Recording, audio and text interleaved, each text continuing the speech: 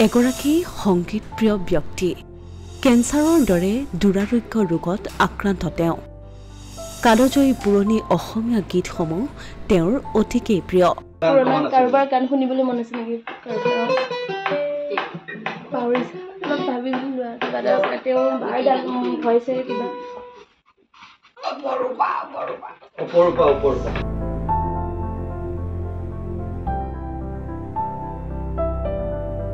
তেওঁৰ ইচ্ছা পূৰণ কৰিলে সংগীত শিল্পী তৰালী শৰ্মাৰ লগতে মৰিগাঁও জিলাৰ আয়ুক্ত দেৱাশিষ শৰ্মাই সংগীতপ্ৰিয় কেঞ্চাৰ ৰোগী তুলসীনাথৰ বাসগৃহত জনপ্ৰিয় শিল্পী তৰালী শৰ্মাৰ সহিতেকৈ গীত পৰিৱেশনেৰে কৰিলে আপ্লুত তেওঁৰ নাম হৈছে তুলসীনাথ এইগৰাকী দুৰাৰোগ্য ৰোগত আক্ৰান্ত সংগীতপ্ৰিয় ব্যক্তিৰ বাসগৃহত অসমৰ এগৰাকী সংগীত শিল্পী তৰালী শৰ্মাসহ উপস্থিত হয় মৰিগাঁও জিলাৰ আয়ুক্ত দেৱাশিষ শৰ্মা পৰিৱেশন কৰে এটাৰ পাছত এটাকৈ কালজয়ী অসমীয়া গীত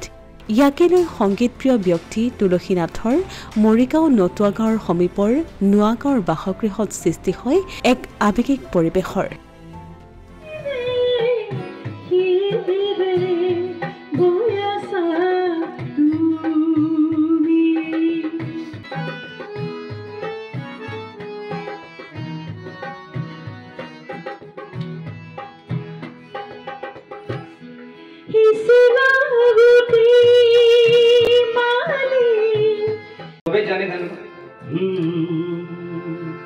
La la la la la la la la la la एक दिन दिख जाएगा माटी के मोर जग में रह जाएंगे प्यारे तेरे बोल एक दिन दिख जाएगा माटी के मोर जग में रह जाएंगे प्यारे तेरे बोल दूल्हे के होठों पर लेकर अपने की कोई निशानी छोड़ दिल दुनिया से वो एक दिन दिख जाएगा माटी के मोर जग में रह जाएंगे प्यारे तेरे बोल ला ला ला ला